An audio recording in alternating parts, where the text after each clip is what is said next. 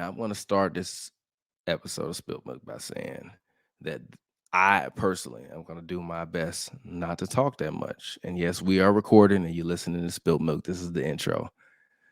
I was recording the homie Scott, I'm Not Gonna Hold You, his show, which is on hbmedia.com, HB Media TV. People wanted to take shots in the middle of the afternoon, even though we didn't eat lunch yet. So today we're here to spill some milk. Today we actually got a lot of interesting topics to talk about. We're going to talk about Klay Thompson's return, Kim K, Kanye saga. Now they have another member to add to it with Julia Fox. Shout out to Uncut. Was it Uncut Gems? I think that's the name of the movie or whatever. That movie is Adam Sandler. We're gonna talk about The Weeknd and Gunna's album, UGA versus Bama. We're gonna talk about NFL coaches getting fired, and we gotta talk about my man, Mr. Cheek Clapper himself, Mr. Kodak Black. Anyways, this is Spilt Milk. It's your boy TPJ. I'm here with Lexie Brown and Jay Black. Lexie Brown actually has a special guest. Tell us who your special guest is. What's up, y'all? How y'all doing? This is my dog.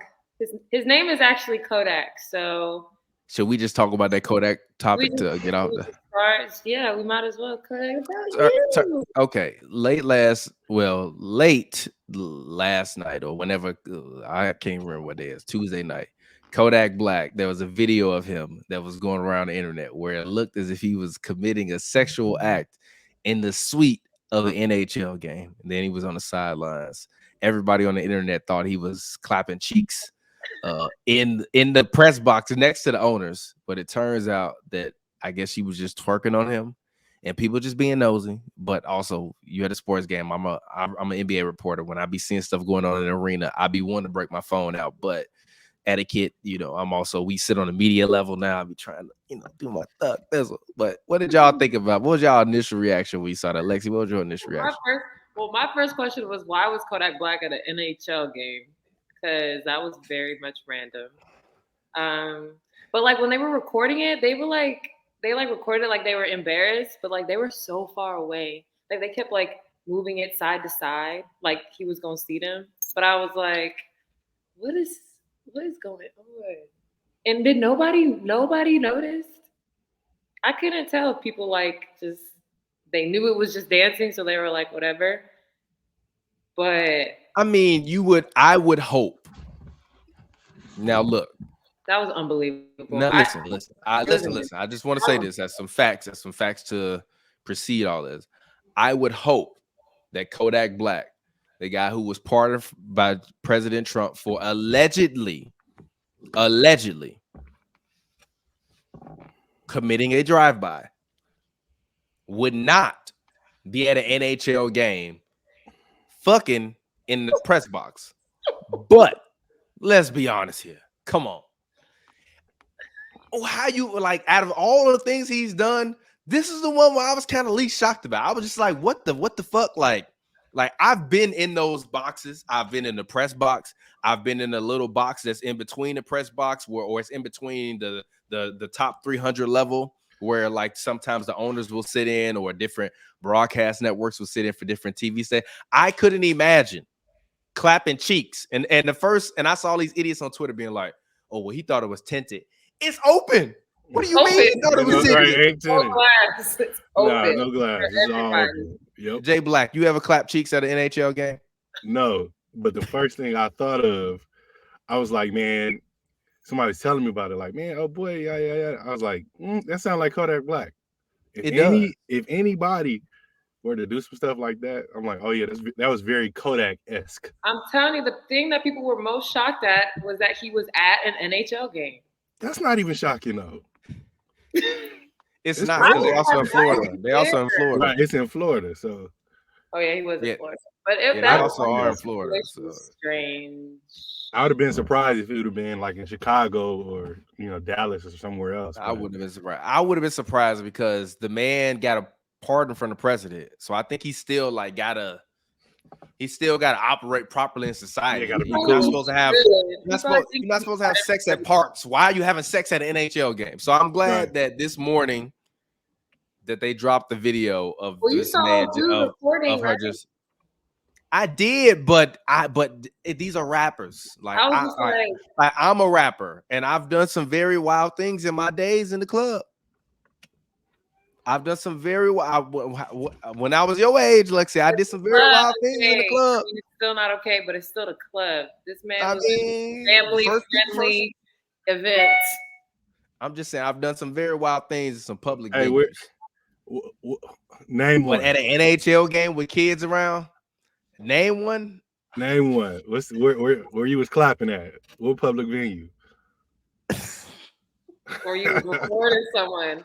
Like right. Like a weirdo. I was never recording anybody doing anything.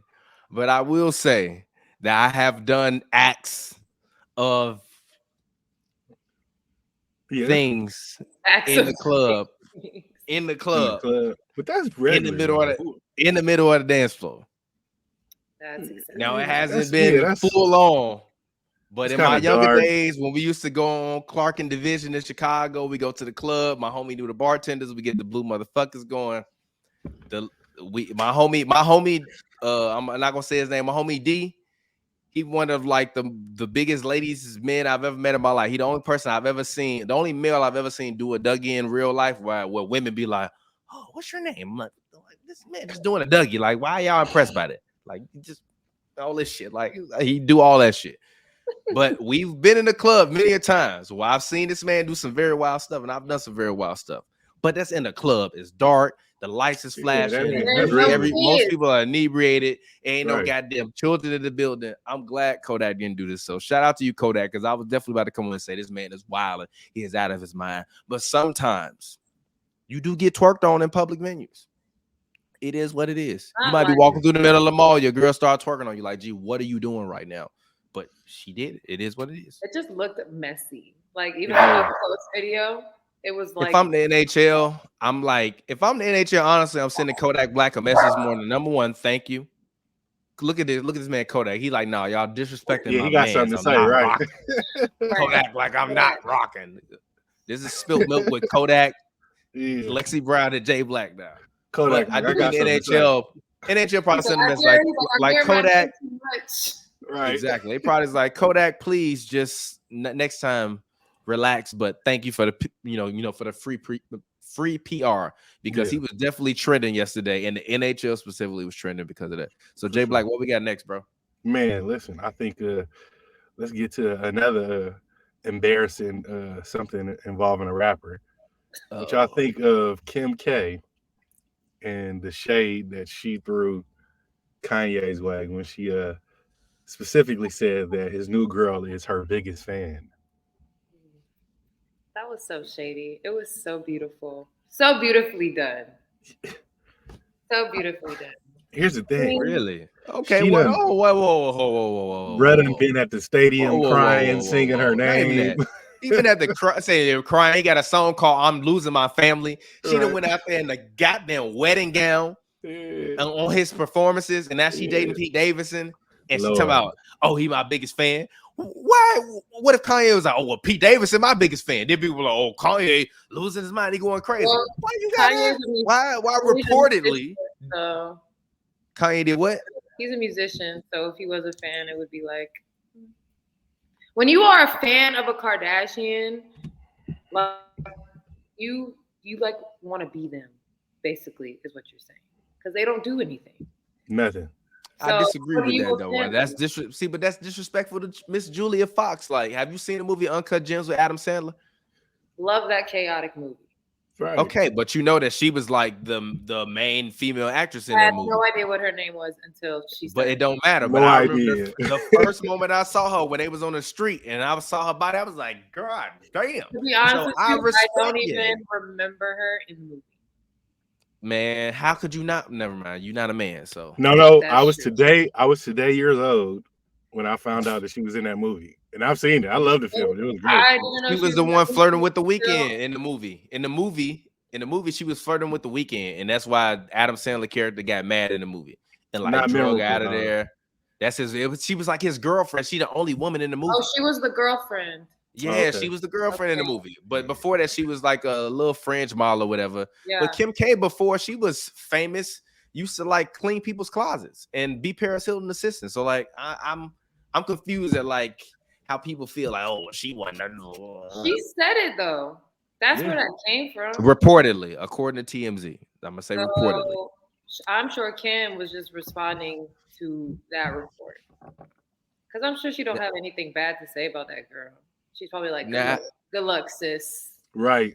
Yeah, I was about to get real messy in here, but I'm not gonna get messy in here. Jay Black, what's your perspective on this?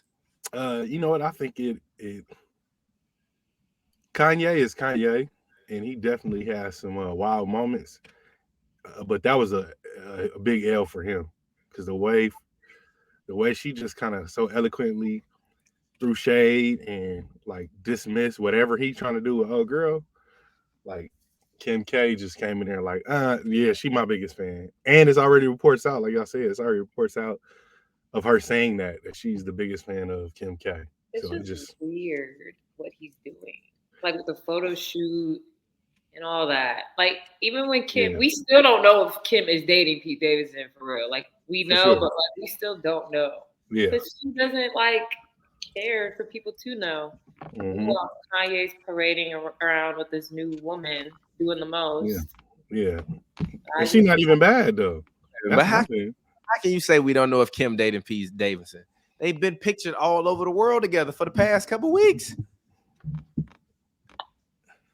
It has not been confirmed or denied. Lexie, the day I text you, yo, you want to do the pod? And you like, nah, I can't. I'm busy today. And I see you on TMZ popping up with some random whoever. And I'm like, all right, cool. All right, no, stop. No, you keep saying that's never gonna happen. We don't believe you. You need more people. I'm telling you. You ever heard that? You ever heard that line by Jay-Z? We don't believe you. You need more people. Like you need more people to come in and lie to me and tell me that. When you pop up with somebody and I'm like, Lexie, where you been? Oh, I ain't been nowhere. And I see you all in the shade room and all on TMZ. I'm like, gee, like you could have just told me. And then you could be like, but I'm not dating him. We just having fun. Like it's never gonna happen. All right. That's the athlete in you. That's the athlete. But it's I just find it funny that like I just feel like women athletes have such a different mentality than like male athletes. Like a lot of male athletes tend to like get married, start a family, and try to like sow their seeds early. Like if you look at a lot of NBA players, a lot of them usually have kids in like 21, 22, 23, even before they even get like the big contract. Whereas a lot of female athletes, including athletes such as Serena Williams, probably top 5, top 3 greatest athlete, period, regardless of sex, gender, etc. Like she still waited until she was in her mid-30s to have her first child. So I just feel like y'all have a different mentality about it, but also at the same time, like I couldn't imagine Serena Williams getting married and having a kid and kind of putting tennis behind her. I could imagine her retiring, but she kind of put tennis behind her, didn't retire, and it's still Serena Williams. But also at the same time, it took her boyfriend a while. She had to go through Drake and Common and all these other athletes and other entertainers before she found the guy that she felt was for her. Which she's with the founder of Reddit, which obviously, I mean, they still together, post kid and all that. So he must be the guy for her. So you don't sell yourself short. I'm gonna give you my favorite saying that I tell people: just relax. And they be like, "What that mean?" I'm like, "Make like a tree and relax." And they're like, "What does that mean?" You never seen a tree get buck at you. You just be chilling there. It's just hard for girls because one, we don't really have time. So yeah, you are going to date a bunch of knuckleheads probably before because you don't really have time to really just be like, what do I want? And then when you do have time, you're like, oh, this looks nice. Oh, this looks nice. And then it's not. And then you kind of have to be done with whatever you're doing to kind of just be able to really lock in and try and figure out who you want to be with. But like you said, the guys that have kids when they're young, they be on like their second and third families when they find the one. The one, yeah. You can't do that as a well, do y'all believe in the concept of the one? Is there a Neo in the Matrix of love out there for everybody?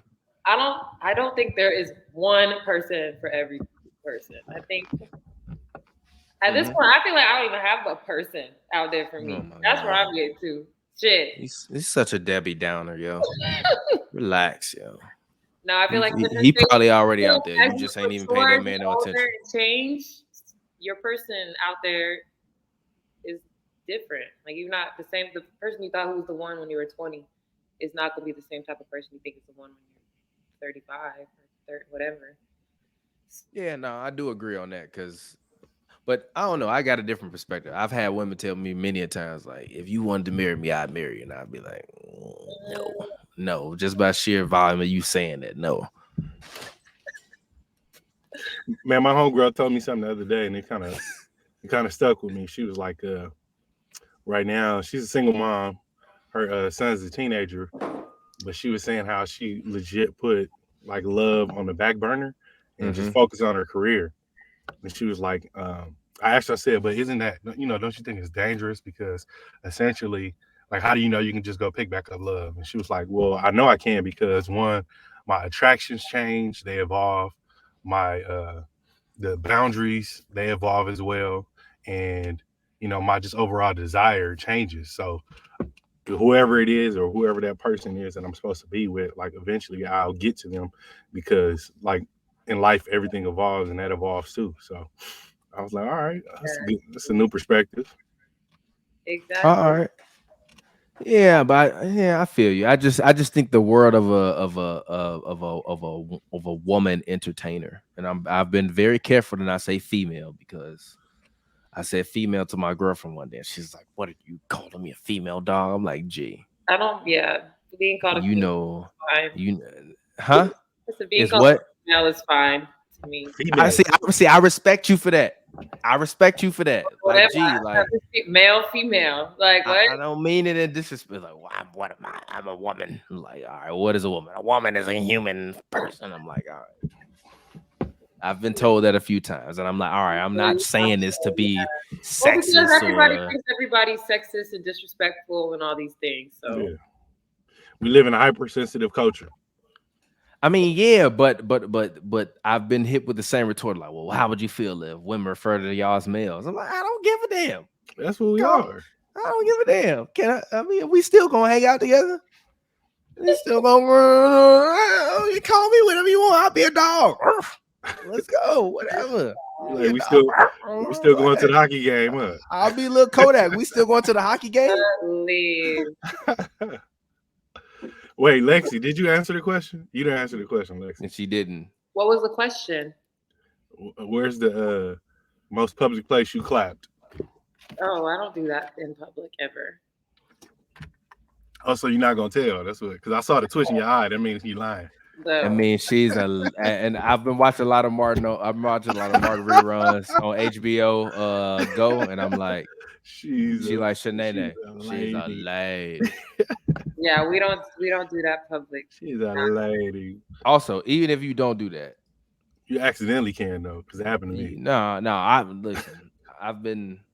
Never mind. That's too much for Spilled Milk episode 3. We gonna talk about this. Reel it back in, please. Yeah, when we get to like 300, then we could talk about stuff like this. If we get to 3, by the way, if we get to 25 episodes, I'm coming on here sloppy with somebody. Yo, we did 25 of these things. I'm gonna be surprised. I would be very impressed if we got to 25. Right. Yeah, because you're gonna quit on us. Me and Jay Black gonna still be here. You gonna be like, yeah, I gotta go shoot. I'm with my new boo. You not let this go. Watch, when I do pop out with a boo, I'm gonna be like, yo, I've been with him for like a few years. You had no idea. Listen to me.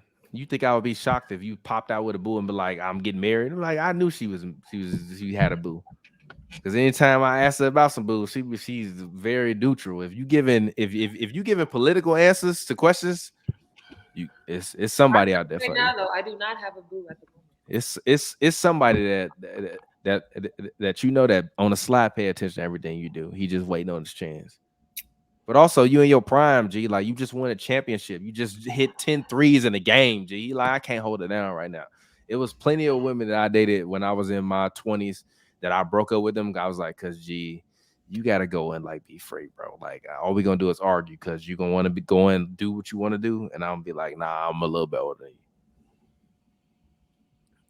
you. Like, for real, like, I've been now that I'm in my 30s, I've technically been in a relationship my whole 30s. But in my 20s, I had one girlfriend for like 3.5 years. Other than that, I was living life in Los Angeles. I haven't had a boyfriend since I was 19 years old. I mean, what you need one for? Would you want a boyfriend while you in France? No, unless he was in France with me. So Did you date a French guy? no, I wasn't there long enough. I did go on a. I wouldn't call it a date. I did go out to eat with a French guy that I met. No, if you had to think about if it was a date, it was probably a date. It wasn't a date. It was not a date. And then what was it? What y'all eat? Going to go eat. How the many? Restaurant we went to was like it was like a show. Like it was so loud. Like we couldn't even like talk to each other. He invited you? I went out with my friends the night before, and we met him at this little party we were at. And then my friends left, and I was going to go to this restaurant by myself because I had like a list of restaurants I wanted to go to in Paris, and this was one of them. So he messaged me on Instagram, and he was like, "Do you remember meeting me?" And I was like, "Yeah. You want to go to dinner?" And we went. So you do check. Wait, you asked him? So she do that. All y'all out there. She do check them request folders. He was like, "I want to see you before you leave Paris." And I said, "Well, I was going to go to dinner, so come with me." And that wasn't a date? I was going regardless. It's still a date, though. It wasn't a date. Fam. That's a Come on, G. You got to stop. He came to eat on my dinner that I already was planning on going to. Lexie, stop. You're lying to yourself. Okay, if you want it to be called a date, it was a date. And then why you can't just say you went on a date with a Frenchman? What's wrong with that? Why? Cool. What did he do to you? It was because of That's still a date. Man, you know how many women I done took out on dates that I ain't never talked to afterwards, whether it was by their choice or my choice. It happens. But it's not. It's like you. Once you feel them first three going in, you gonna keep shooting. I just didn't want to go eat by myself, and then ended up not having to pay for it either. So that was a bonus. It was a date. Actually, exactly. No, stop this. Stop this. Stop this. A date. Stop this. So you didn't pay for it? No. Then how is it not a date? Okay, it can be a date. Gee, what's my man's name? His name probably like Jean or some shit, or what's a French name? I don't even know French name. Pierre or some shit like that. Yeah, I don't remember. Jean, you don't remember his name? You don't remember his name? He paid for you a meal. You can't remember his name? Yeah, he flicked me up after. See, this is my. Really? See, no, hold on, whoa. Oh, because he liked to I flicked him up too. He was like one of those fashion dudes, so he like wanted a picture too. So. Oh. The night ended on like that was women like you. When I was dating and I was out here on the scene, y'all make me mad, G. Why? You will sit up here and you will take pictures of me. You will let me take pictures of you. You don't know my name, G. Like, what if I was like, yeah, just tag me as a photographer? Then what you gonna say? No. Then I would have remembered his name. He probably don't even remember. He paid for a whole meal, G. What you mean? No, he remembers your name for sure. Lexie. Yeah, that's not in question. Sorry, that's LA Street. That's the police coming. It was like 3 months ago too. So this is the first time I've even thought about this date since it happened. Honestly, talk to y'all about it. At least you're calling it a date now. Yeah, a date in Paris. How romantic. Try to play that, man. So you don't have no idea what his name is. You have no idea what his name is. No, and I didn't know his name when I met him either. So what's his? Never mind. I don't remember any of it. Hey, Pierre, if you're watching this, Pierre, I got your back, dog. It was a date. You did great. He did great. Very nice. See, look at that. Hey, shoot your shot again, Pierre. The first one went in, bro. Keep shooting. No. By the way, if y'all see me commenting these things if y'all see me commenting these things in the private chat with the quotation marks, them potential names of the episodes, because like I definitely wanted to Pierre. I got your back. Hey, I think we should find dude. I really think we should. Exactly. We need a love connection with Lexie Brown. You said he was cool. But you said he was cool. Yeah. There was a slight language barrier, but that's a given. He's a freshman. We. was very. He don't care. How did you language say? barrier on top of the music. He's saying mon ami. Oh gosh. So what you're saying is he need a second chance to really show you himself. No, I enjoyed myself. It was a nice experience. Had a great meal, and that was it. Why you always lying? Wait, so if he slide back in the DMs like, hey, I'm coming to America, I would love to hang out with you. No, What you saying? Yes or no? no. You saying no? Saying no. Why? There's one thing I don't do is I don't lead people on. So we're not doing that. But if he's just asking to hang out, no hang out If he's in going America, to fly to where I am to hang out, that means right? that's no. I want him to go fly Wait a to where minute. he wants Wait 1 second. You just told me 5 video minutes ago that this man was just a friend. Yeah. Now that he want to come back and be like, yo, I just want to hang out as friends. And let's just say you like, yo, he like, yo, I'm coming to Atlanta. Do you want to hang out and grab dinner? You gonna tell the man no, because now that we've shown you the light, you're like, oh, I went on a date with him. Damn, I ain't even thinking like, damn, you knew you went on a date with him. You wouldn't even let the man pay for you another meal. You didn't even pay for it the first time. Why you what you want with my man's? It wasn't the vibes. What if he bring a translator? You said it was a good vibe though. It was, but not enough to run it back. Oh man. See, now you playing my man. Oh You man, definitely that's tough. nah. Now you playing my man. Now you playing my man. Now you playing my man. Like I need you to go overseas and find an overseas man, and I can't. The language barrier, I can't do it. So if I do ever fall in love with a man that is from another country, I will do everything in my power to learn the language. I have to. All right. Well, speaking, remember I said before the show, I said I have a question that I have for y'all every show at the end of the show that I looked up online. I just found a bunch of questions. So speaking of this conversation, I might as well ask this to both of you all. What is the first thing you notice about a person when you meet them? Their teeth. You want to this is gonna sound disrespectful, but that's a very rich kid answer. Or I grew up. How is that a rich kid answer? If you don't, it kind of is though. I love people, teeth. I feel you, but it's because did you have braces when you was younger? No. Your teeth just look like that? Yeah. Damn. All right, never mind. I take it back then. I was about to say you had braces and shit. Your shit been corrected. You didn't got metal put in your mouth. Never mind. Hey, look. But this is also to my thing. When we was talking about last episode, and I'm like, so do you think that like people just be weird with you because you on the internet and you famous, or because you beautiful? And he's like, nah, I just think it's because men are weird. Nah, G, you gotta come on, G. You don't. And you was like, oh well, I don't think I'm one of the women. Stop lying, G. You look like you got. I thought you had braces, fam. You ain't never had no braces. No braces. No braces. No veneers. No nothing. Stop. Yeah, the Denzels. Nothing at all. All my siblings had braces except for me. Lexie, do me a favor. Stop stunting on yourself and stop lying to the people. Because we see you out here. We see the lies, G. You ain't come on. I literally you saw me like a minute ago. I'm like, yo, you have braces. You like, I even blame your wealth on that. Also, I apologize, but as a poor kid coming from where I came from, niggas couldn't afford no braces. My mama 50 something. I'm getting Invisalign.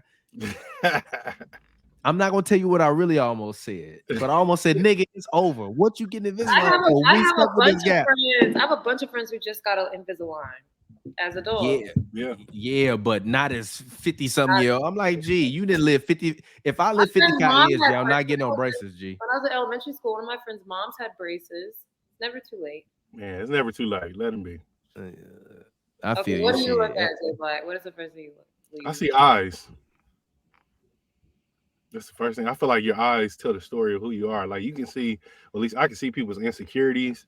I can see like their genuine nature or their motives in their eyes.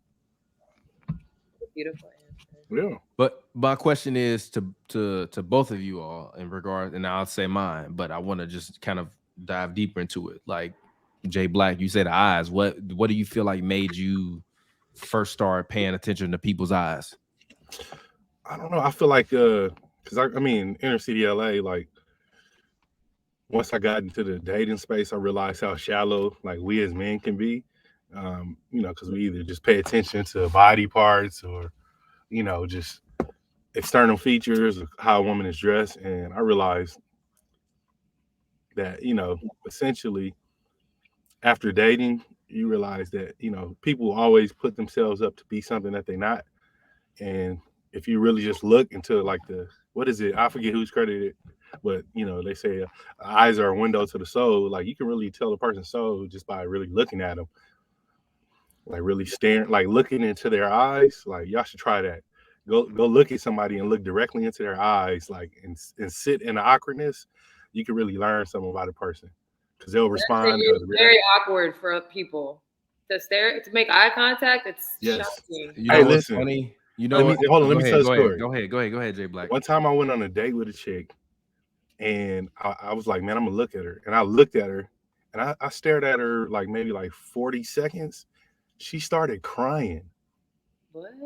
Yes, she started crying, and I'm like, are you okay? Is everything all right? She was like, yeah. I was like, well, what's up? She was like, I just never had a man look at me before without saying anything, or and I didn't feel any judgment from you. And I'm like, oh man, like that's tricky. Sir, you feel me, Kodak? Kodak was like, Kodak was like, talk to him. Talk to these people. Kodak, like, I did the same thing. Tell her I saw her. I saw her. Kodak, really, dude? You got to look into their eyes. Hey, by the way, I'm definitely named this episode featuring Kodak. Yeah, you got to get a shout out. But I'll say this. I'll say this to Jay Black's point because I even forgot what did Lexie say was the first thing she noticed about people? She said their teeth. They teeth. So Lexie, why did you say? Well, I just like straight teeth, but Kodak, please. I like if I can see your teeth, that means you smile a lot, and I like being around people who smile a lot. So there's that also. So this is my question then. Does it matter about the quality of the teeth, the straightening of the teeth, the alignment or the teeth, or does it matter that you show your teeth? I love like straight teeth. Like they don't have to be perfect, but they can't. Shout out to all my players out there with the over gap. I mean, with the overbite in the gap, man. We out here, G. We out here, G. We never getting porcelains, G. They don't have to be completely perfect or straight, but if you have a nice, because some people have a nice smile, they don't have like perfect teeth. So nah, you have a nice smile and perfect teeth. That's why I thought they was fake. Thank you. Have you ever dated somebody that was missing a tooth, Lexie? No. I have a pretty good track record. You're not dating auto mechanics. Come on, man. People with out dating auto mechanics, bro. The one right here, just missing one. Wait, yes. You've dated somebody that has a gold tooth though, for sure. Never. I don't necessarily like when men wear grills and stuff either. Oh yeah, that messes your teeth up. I don't like that. I think it looks nice sometimes. But like, I don't like when people have the tops and the bottoms. I'm finna give you your scenario for your life. Episode 3 of Spilled Milk. Right? You're gonna finish out your career. You're gonna win probably 2-3 more championships. You're gonna do your thug thizzle. You're gonna make as many threes as humanly possible. Then you're gonna finish your career. Randomly, the New York Liberty are gonna be like, come sign with us, be a point guard, and then you can be a coach. You're gonna be like, all right, cool, I'm gonna do it. You're gonna go be a coach. You're gonna be at a club one night. You're gonna meet an investment banker, and he gonna be like a little between. He gonna have the right amount of spice for you, black, white. He might be a little in between. And then you're gonna be like, yeah, I'm marrying some dude named Todd in like 6 years. I'm like, I told your ass. I told you. Guess what his nickname gonna be? What? Kodak.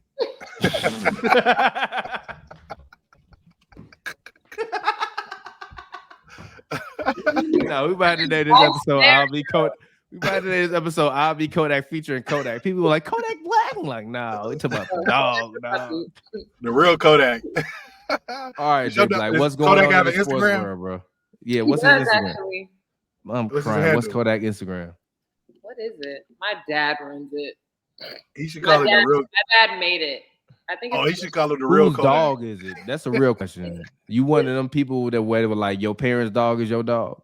No, he is my dog, but because Okay. I travel and stuff so much, he's now the family dog. 'Cause I just want to say shout out to your dad. Every time I've ever seen you interact with him or even seen him interact with anybody, it seems like it's always been a positive interaction. I think I said it the last episode, as I meet more NBA players and people a part of the NBA family, like you really do get to see that like Genuine most of the nature. people that are part of the NBA family are just like genuinely very kind-hearted and sweethearted people. So very shout out to sweet. your dad. No, Yeah, for real. And they always and like people can say what they want to about any athlete, but at the very most minute level, most of you all always contribute and give back to the community in some way. So regardless of like what anybody wants to say about the on the field antics, off the field antics, off the court antics, off the tennis, whatever it is, whatever the medium of the sport is, most athletes usually, if they're professional athletes in some way, always give back. So shout out to all athletes out there. Shout out to your dad and shout out to all the NBA legends out there. Because when I've been doing this Point Guard podcast, I just interact with a lot more of like not the current generation because I just don't really interact with them because I be criticizing them. So I'm sure most of them don't. Even though some NBA players have left comments on our Instagram, but like whatever, and then they delete them like after 30 minutes. But I saw it. I saw it, Kevin Durant. I saw that shit. But all of the previous generation of NBA players that I've interacted with have all been just like, I'm just like, damn, like you a really good dude. And like from producing podcasts about their stories, you really see a lot of these people, whether they come up in like a middle class or rich families, a lot of it was just like, yo, I gotta prove myself. So shout out to y'all, shout out to your dad, Yeah. because even shout out to you, like you still had to fucking prove yourself. Like I don't give a shit if you went to Duke. still You am. still had to make the team. A walk on could have came and took your spot. You finished, didn't you? You got a degree and all that. Like you lit out here. Shout out to my man Jay Black too. You still here? We still surviving. We thriving. So Jay Black, what's next? I know a lot of shit been going on in the sports world. What we Man, talking about? man, let's get to the music though. All right, let's talk about music then. What you I want to got talk about? You been you know listening? what?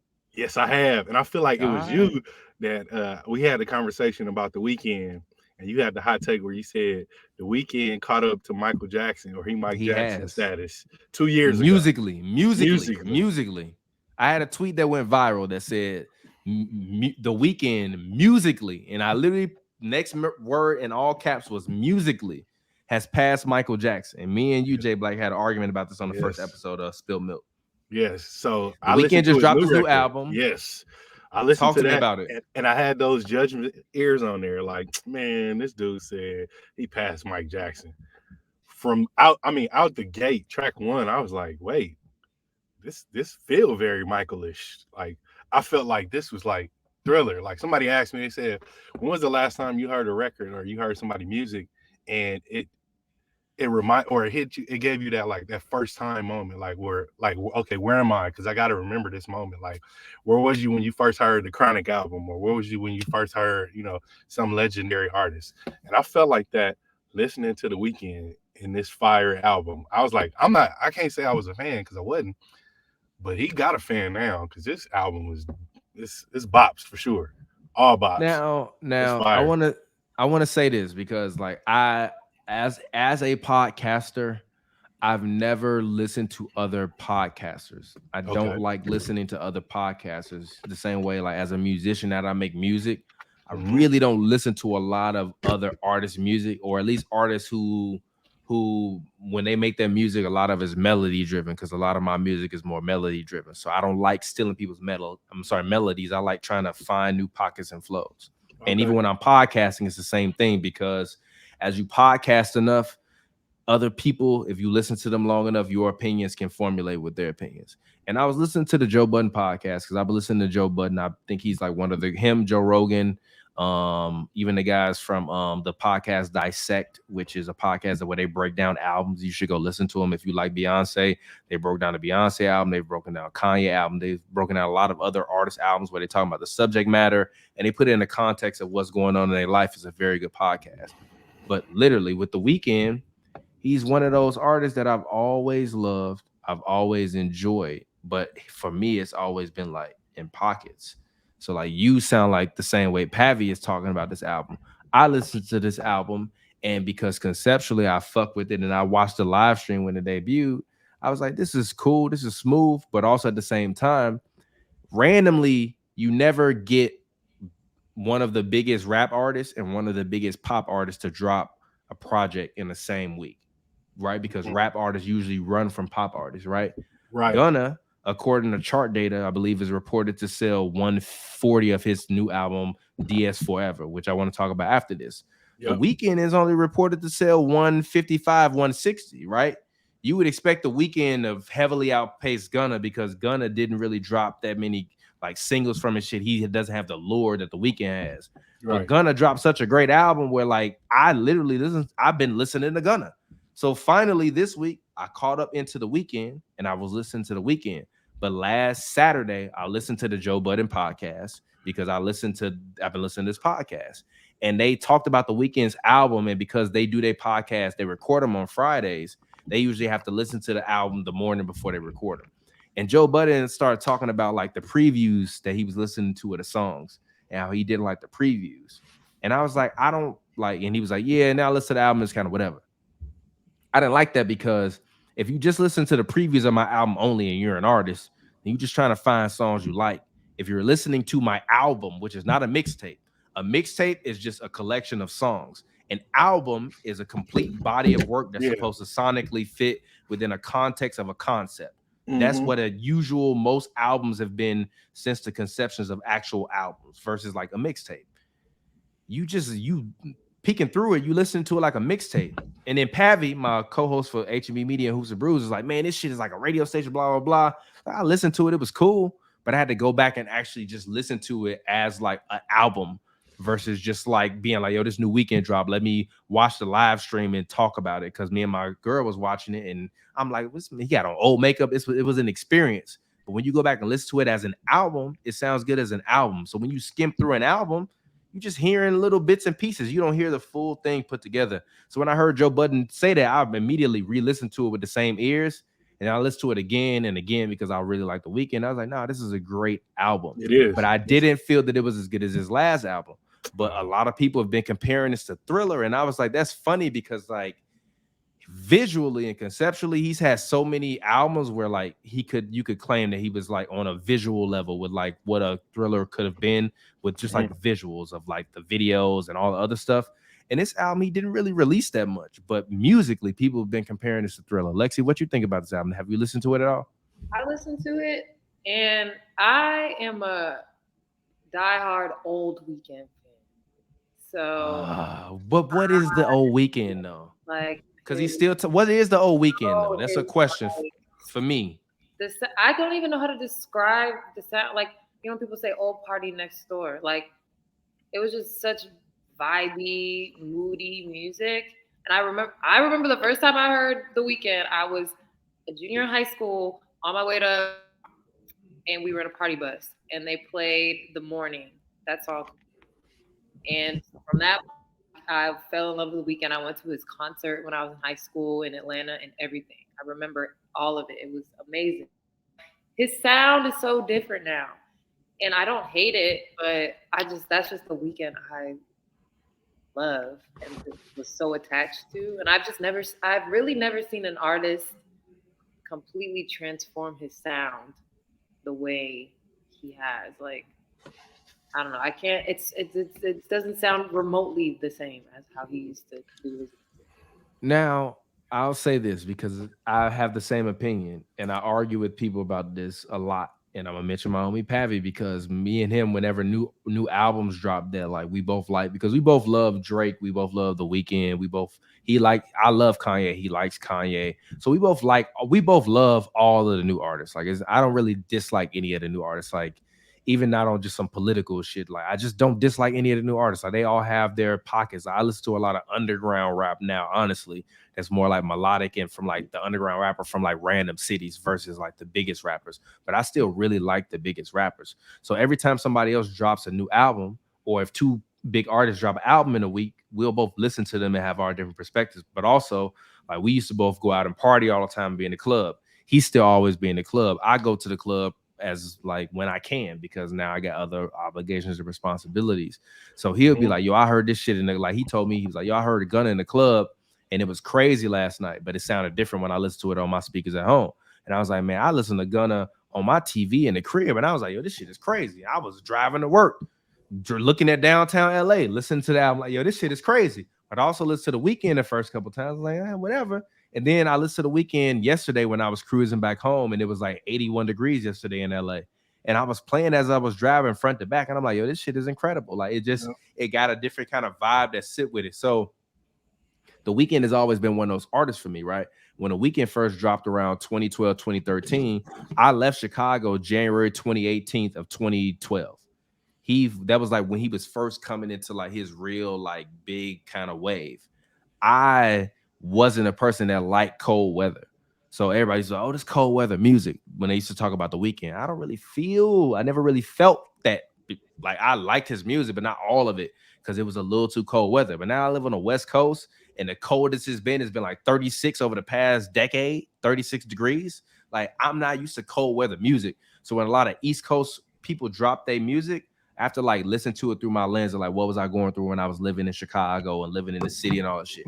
When The Weeknd drop music now, it just don't matter the weather. Like it just is universal, but it's universal because he's like taking so many other people's sounds and like combine them. Like he's taking an Elton John, he's taking a David Bowie, he's taking a Paul McCartney type sound, but he's also like combined it and mashed it with like Daft Punk mixed with a little bit of Kanye, mixed with his own sound that he created with them XO guys. And it's like this own thing. So like you either are in that space or you in that weather or you in that time period, or you just really can't kind of feel it. And that's why like when people talk about the old Weeknd, I'm like, he still talk about being high. He literally on the first song said, if I OD, roll me up in sheets, pour gasoline on me and burn the place down.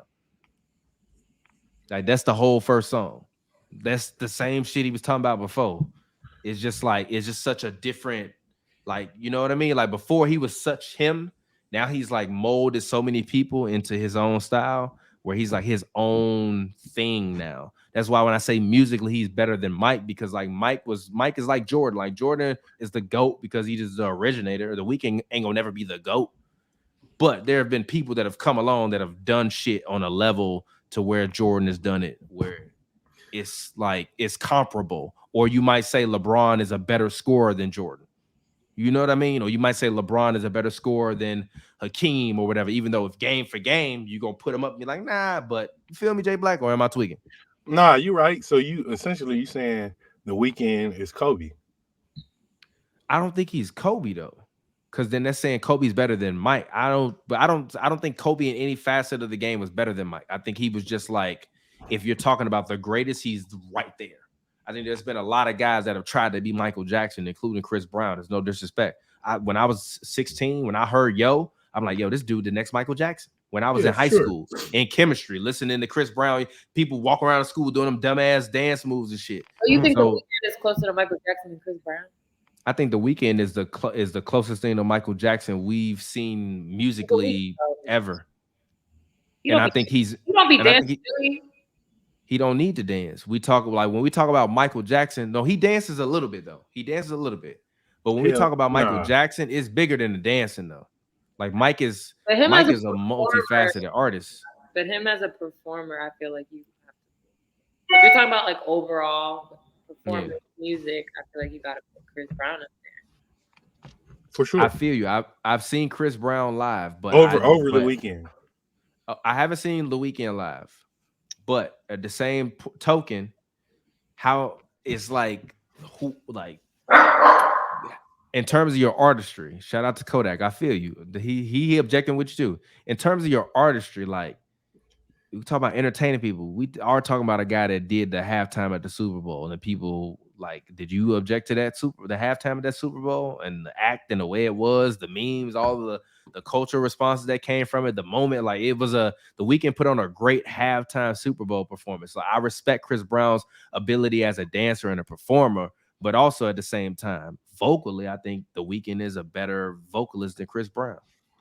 And I think The Weeknd makes better concepts of albums than Chris Brown. Was The Weeknd's Super Bowl performance better than Bruno Mars' performance? Super Bowl. Bruno Mars performed Beyonce though. That's unfair. That's why when people talk to me about Jay-Z being in the verses, I'm like, gee, his wife is Beyonce. They've made albums together. That ain't his fault. But like she's one of the top 10, 15 biggest artists of all time. Now she's Michael Jackson status. She's not. In what way?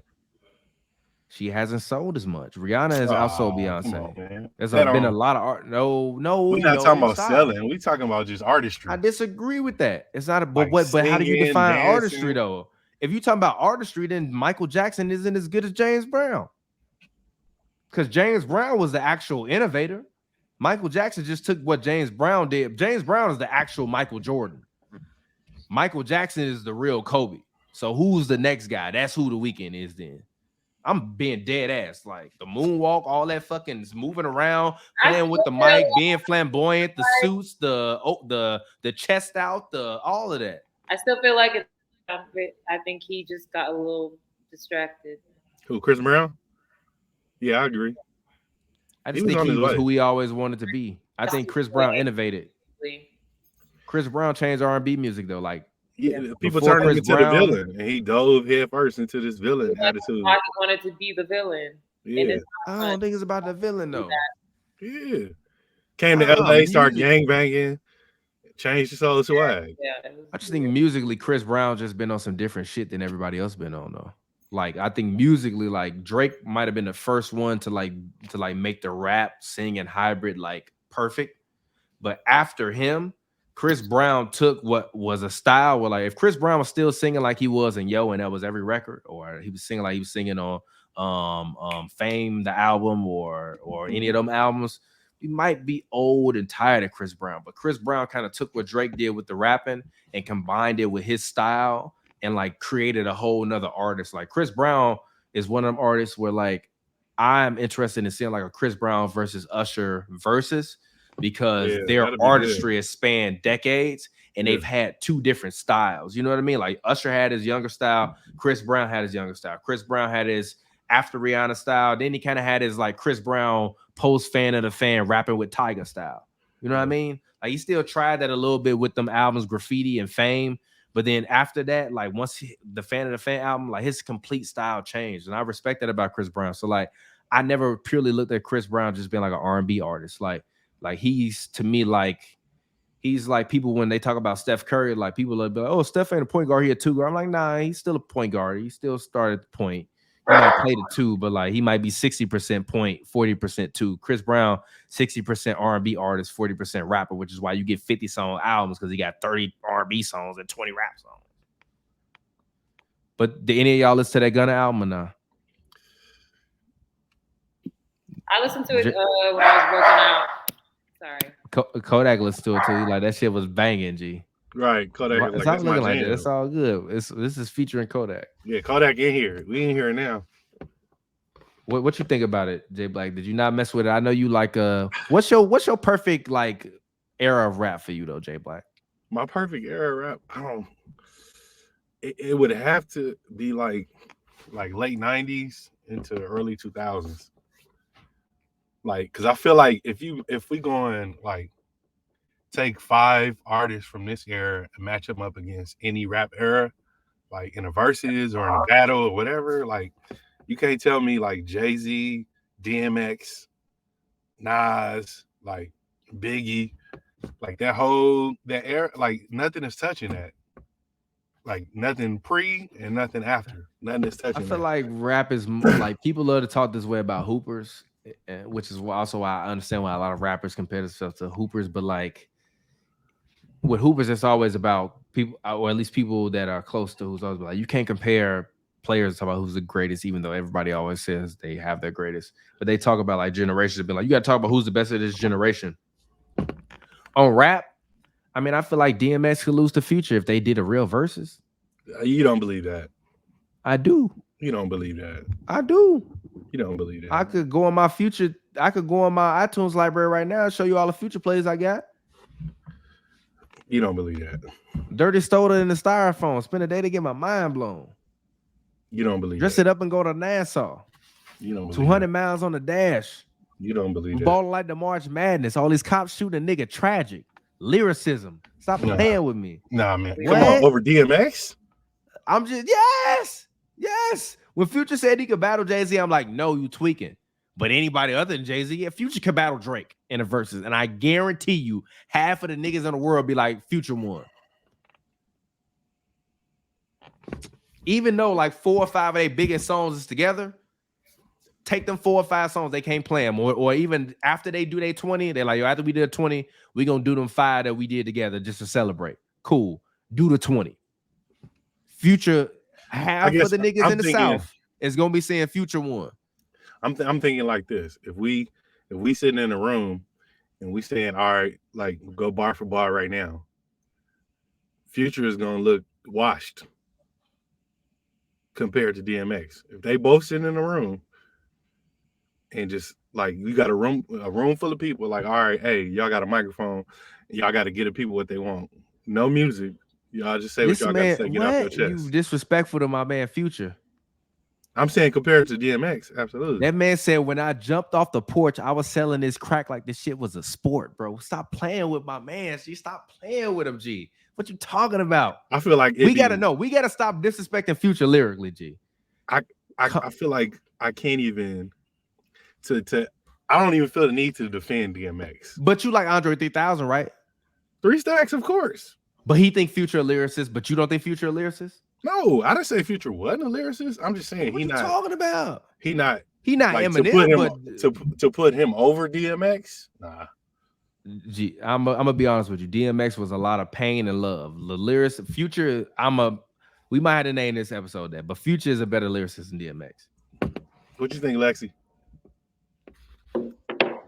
I feel like I'm one of the worst people to talk about rap because how much I love Drake, and every time I tell people that my favorite rapper is Drake, they're like, "Oh, you're one of those." But I don't love 90s hip hop. I respect it and I listen to it, but like it's not something like I will just turn on just to play. I love Travis Scott.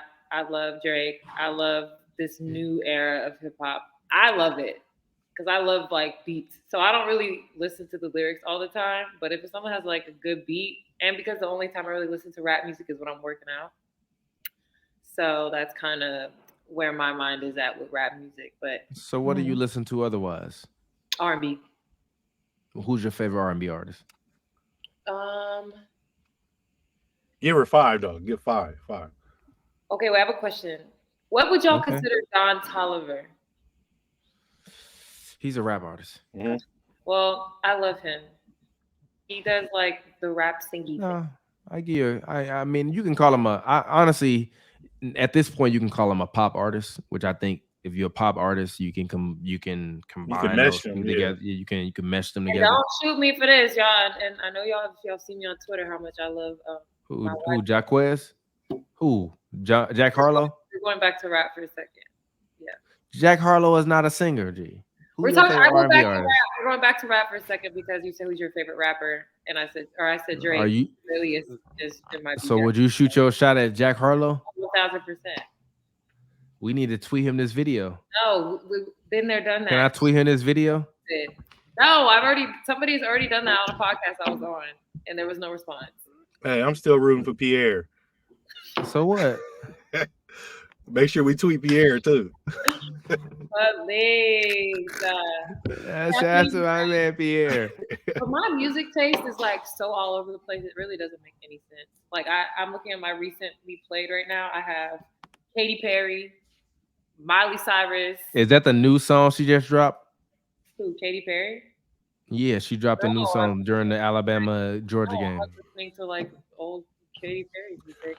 You just be listening to fireworks? Travis Scott, Miley Cyrus, Kodak, 6 Lack, Brent Faiyaz, like it's all over the place.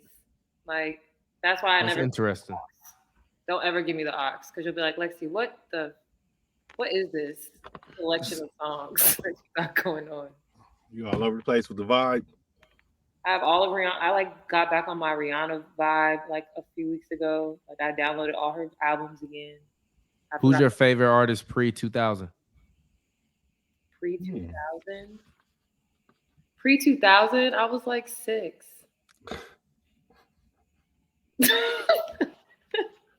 I was listening to NSYNC and the Backstreet Boys. Right. 2000. So I'm a rock with my boy band. I love me a boy band. Uh-oh. You muted, dog. We can't hear you. What year was you born in, Lexie? 94.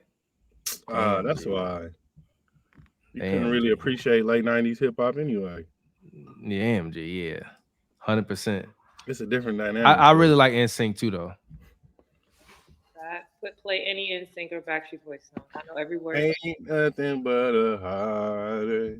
Tell me That's why. Hey, Backstreet Boys. which one is that? Backstreet Boys. Yeah, Backstreet Boys. Which one is NSYNC? With Justin Timberlake. Bye, No. bye, bye, Oh, bye, bye, bye, bye. bye. Okay. Yeah, that's funny. Them boys. All right. Yeah. That's UGA sweet. versus Bama. What y'all think about that? Amazing. Loved it. Was it Loved one of where do you rank it in terms of college games? I thought it was good. I didn't turn it. I had it on the first half. It was boring to me. I turned it off. Yeah. Turned it on the second half. I was like, this is a great game. Because I almost turned it off, and my mom made me stay and watch it with her. So I almost bowed out because I was like, this is the most boring game I've ever seen. Yeah. People are like, it's a defensive battle. But I'm like, I don't care. I want to see touchdowns. It was a defensive battle, which I give Georgia credit for because. But they always been a leader on defense all season. Yeah, they have, but like usually Bama is able to exploit teams' weaknesses in the championship game, or you know what I mean, or whatever that bowl game is, and they're able to create like turnovers on defense. So those turnovers on defense usually make the offense like have to like feel like they have to keep pace, which is usually when Bama like is able to turn it up more on defense and on offense. I feel like this was the first game where Bama's been in where like usually you think in college the quarterback has to win the game for the underdog, right? Which is what they did for Georgia. But for Bama, once they actually got on the field, you could see on the field Bama was the underdog. And they needed Bryce Young to step up and become the top dog, which he was when he won the Heisman, and like win the game for them. Like in the NFL, a good quarterback can win you a Super Bowl. In college, an underdog quarterback can win you a championship, but they usually can do it because they just got so much confidence that they feel like crazy. But when you playing with that Bama defense, even with guys like Tua, and even when you had other guys in the lineup that were just like monsters on offense, that defense was always so crazy and so stifling. You always played with a lead. Like that game, they didn't really play with a lead. Like they had a little something, but it wasn't really like a real lead. So if you Bryce Young, you going play for play. The Georgia quarterback, he an underdog. He come from nothing. He like, yo, if I win this shit, I'm a legend. I mean, I think they had him shook. I don't know what happened. Alabama had like a mini meltdown, and that's all they needed. Georgia was just a little bit of space. Yeah, I respect the strategy shift. It's just like, fuck it. Like in the second half, it's just like we have nothing to lose. In the first half, I feel like they were trying to not do what I said, which is what Alabama usually does, which is get stops on defense, and they create so much havoc where other teams' offense has to like keep pace with them. This game, I feel like Georgia was like, we just stay in the game in the second half, we can just unload on them on offense, and we should be good. Yeah. And then when what you think, Jay Black? Though, Alabama, I think that changed a lot too. It did. Yeah, I feel like the battle was won on the line, honestly. When you look at Georgia's line and the way that they performed, like offense and defense, like they really, because it was such a defensive game and such a inch by inch game, like it really to me came down to just a battle of like, all right, who's gonna win this play? Who's gonna win this down? Like, and the offense and the defense, like I think both of them matter or both influence both. Because if you watch like the second half momentum, once Georgia saw that the game was winnable, like their line kind of stepped up even more. Like, and then on the other side, Alabama, like I think it was one crucial play where they got like a penalty where it's like, man, like they shook for sure. Like they not operating like Bama. And even when you looked at Saban, it was like, oh yeah, he kind of knew, all right, yeah, we don't have the confidence and the swagger that we had normally in this game. So it was you kind of saw the writing on the wall. Yeah, I like the way he stood up for Bryce Young and I believe it was a receiver, correct? If I'm not wrong, at a post game where he basically was like, "Hey, I just want to," because they were about to get up and leave. I don't know if y'all saw this, so I just want to give them credit for the season that they had, the way that they played. Like we wouldn't have been here without them, and like their season doesn't boil down to me for one game. Like we're gracious to be able to have them and to have them be a part of our team. And I thought that was real cool. Like I think this is the thing about like greatness in sports. Like, although like, I've never been a sports player, I've always like really loved to just analyze the game. So whatever, call me a fan, whatever. But I feel like a lot of people that represent greatness, I don't necessarily think greatness is always about like the loss. Like if you've won enough, you've taken enough losses, or you've taken the finite amount of losses that you needed to take to look to like to get to the point where losses aren't like life or death. Like if you Nick Saban, you're gonna still go on to Alabama. Like it was great. Like honestly, the goal for Alabama every year should just be to get there. And if you win, it's like another gift because of how well they're. Yeah, exactly. So for them, I feel them. So yeah. So final thoughts for the episode. What y'all think? Nothing. Anything else been bothering you on your mind? Shout out to Clay, by the way. Shout out to Clay, by the way, for coming back. Didn't think that he was dunk on a man his first play back. Oh man, he was hyped. Crazy. I've never seen that on first game back off an injury like an Achilles or ACL. Right. Me either. Like that. I loved Draymond had a great take. He was like, he said, I never seen dude, and I'm paraphrasing, he was like, I never seen him do that with two good legs. So the fact that he's able to do that now it's amazing. And I appreciate the way that the NBA community at large kind of just really, got behind him and supported him and really made Clay Day a real thing. I thought that was dope. I've never seen that for a player coming back. Right. Amazing. It was so nice. I mean, just to have a player he's like just so loved on by like everybody. Yeah. But people was hating on him on Twitter and stuff. Like, yeah, I don't know why. Yeah, everybody. It's just a respect thing. I think the even just like talking to you about just like sports and stuff. I think people in the sports community that hold other people in high regards, regardless of what the fan sentiment is, if you really respect a guy and you respect his mentality, his ethic, you also got to think about Clay's father, kind of what he means to NBA history. Like he's a part of the NBA family. So I think naturally him coming back and him being celebrated was a good thing, but also it's a good thing for the game because I've been a Warriors fan since 2004. My mom had League Pass. So to watch them go from like being trash historically and having people that weren't necessarily that great on their team to like being like going crazy, kind of in this new generation past 25 years, it was crazy. And when Clay got hurt, like literally, I was in Chicago. My mom had back surgery that weekend, and when Clay tore his ACL, I was like, I damn near shed a tear. I was like, bro, I've been watching them. My mom's sick. This has like been something that's been positive, helped me get through this thing. I watched KD tear his ACL. I watched Clay get hurt. I'm like, bro, this is terrible. Then KD leave. I'm like, bro, this is awful. I've been down on the Warriors for so long. People are like, you don't even like the Warriors no more. I'm like, I do like them, but like, I miss the gang. Like Clay ain't out there. Now to see him back out there, it was good to see him back out there. I was super hyped. It was good for him and good for athletes in general. Like I think a lot of people that are fans like take for granted just how real people are real people. And regardless of what you see on the back of a jersey or if people change their name to play in the league or be an entertainer, like these are real human beings. And me as someone, I've had 3 hernia surgeries. I couldn't imagine like tearing my ACL and my Achilles. Like, bro, I can't even walk. Like I could barely walk for a few weeks off the hernia shits. Like I couldn't imagine my Achilles and my ACL. And then I got to come back and like rehab, constant routine, constant dieting, all this stuff like athletes have to go through. Like that's a different level of discipline. Yeah. Like, I feel like they had to come behind him because there's no way on God's green earth that both he and Dwight Howard should not have been on the NBA 75 list. Don't even get started on that list. I mean, you didn't like it? You didn't like it?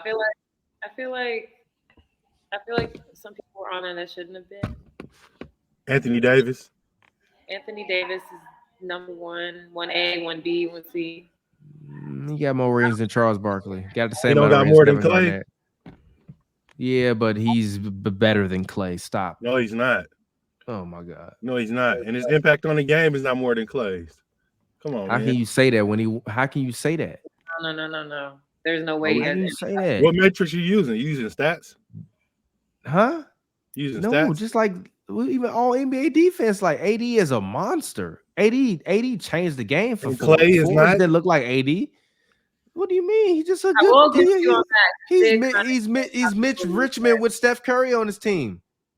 No, he's not. He's Mitch with arguably Steph on his team. If he's Mitch Richmond arguably had Steph Curry on his team, Mitch Richmond would have been going crazy. he's arguably top 5 two-way player, one of the top 5 best two-way players ever in the league. Look, You know when they come out with the 100 list. look, I might have had some of that drink before when we started this episode, but you drunk. No. Clay, I don't think Clay is greater than Mitch Richmond. I don't think he's better than Mitch Richmond. I don't think Clay's player for player is not better than Ray Allen. He's greater than Ray Allen, maybe. Not hurt for these 2 years, he would have been on that list. I really believe that. No question. He would have, but D Rose, I feel like belong on that list. You ain't seen 75 basketball players better than D Rose before he got hurt, and even since he got hurt. Personally, like, I've never been a big Reggie Miller fan. Now it's because I'm from Chicago, but give me D Rose over Reggie Miller. I'm sorry. People gonna be mad about it, but whatever. That's a good argument. Pre-injury D Rose. I don't really deep dive into the criteria, but it's just like it was just the players. I think all the players voted. The players voted, and they just added them up. But actually, it was 76 people because it was a tie. Because also, I think Kyrie should have been in there. Ask because there's a lot of people who probably didn't think Ray Allen deserved to be on there because they've only known him as the shooter, the amazing shooter. But how Ray Allen played early in his career was nuts. But there's a lot of people who are not even hip to how good Ray Allen was before he became. Come on, man! UConn Ray Allen was arguably one of the best college basketball players ever. Not like NBA players, obviously, but like young people have no idea what type of player Ray Allen was. I agree. Who said that? I saw somebody on Twitter earlier say that people won't remember Michael Jordan in 20 years the same way they won't remember Kareem. I forgot who said that, but somebody on Twitter said that, and I thought that was an interesting comment. But I was like, but one of my homies responded. I think it was my homie Scott. He said, who did they say? They said, oh no. In response to Kareem, he said Kareem didn't have a top selling shoe for the past 20 years. Which, like a lot of people tell me that people don't know who Michael Jordan, the basketball player, is. They only know him for the shoes, and I'm like, yeah, but if you know him for the shoes, you know he played basketball. Yeah. But you don't take much tape to watch. You need a 30-second clip of Michael Jordan playing basketball to concur that dude is a GOAT. I agree with you. And you can pick any game, 30 seconds. Yeah, you can, honestly. And you can pick any highlight reel. Like, honestly, sure. I think I don't know if y'all ever watch any of the NBA YouTube highlight compilations, but there's a guy, I think his name is Max is Nice.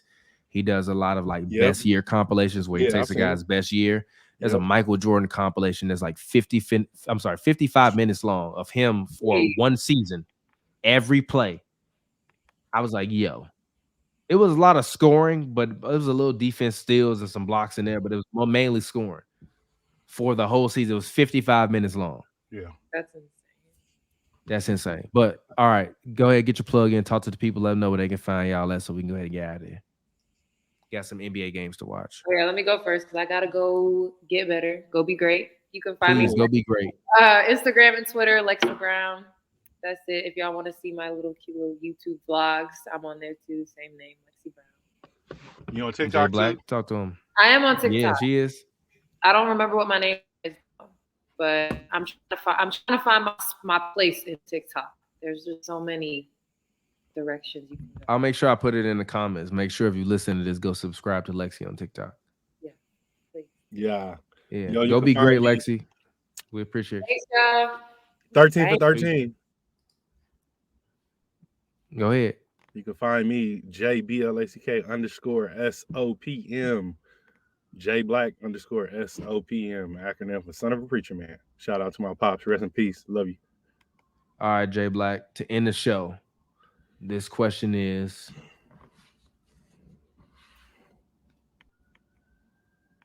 what would you do if you won $1 million? Ooh, that's a good one. The first thing I would do if I won $1 million would be to buy land for myself and for my kids. like each of them their own land across the world. That's first, and then I'd probably make some investments, and then travel with me and my family. Yeah, I And feel you. throw the rest in the bank. What would you do? I pay off my student loans because I got a lot of them. I would immediately pay all the taxes on the $1 million because I know just how that is. Like, so see what we working with. Really working with like probably 600, 400, Six. Yep. 500, Yep. 500 in California. So with that 500,000, I'm pay off my student loans. Probably put 100 into investments. Probably use the other 300 go and buy up some buildings in Chicago. And try to either get people to live in them or turn them into some community centers where we can get people to go and create the arts for free or do them at a like a livable wage where it can be like you working in the grocery store, but you helping to create content to feed the world. So, because I think there is a space. I think we'll always need news. In the same way you had small news outlets in certain cities and stuff, you can like a Chicago Defender. You can still have those and those be their own entities, living in the media space, even if it's just them shooting pieces of content in a room with a green wall. Right. I just think we don't have a lot of those things. Even my own high school, we had a news broadcast every day. It was called Radium, and it was people that were in our high school, in our same class, that would get together and produce a news show, and it was called Radium. So I think those kind of things are needed, especially in communities where people are disenfranchised. If you can get a bunch of local community organizations to be able to spread their message and market them and get them out, I think that's something that could be really dope. So yeah. So sweet. Anyways, it's been Spilt Milk, man. It's your boy TPJ. Shout out to Jay Black. Shout out to Lexie Brown. We appreciate y'all. And as always, man, make sure you go to our patreon.com/spilt_milk. Subscribe, please. And you'll get some extra, stuff. You can actually see the full video version of this show, which goes up every time we do this on the Patreon. Get the podcast before everybody else. We appreciate you all. This has been Spilt Milk. And yeah, we spilt a lot of milk. We talked a lot of trash, but hopefully you enjoyed it. We'll get up with you next time. Peace out.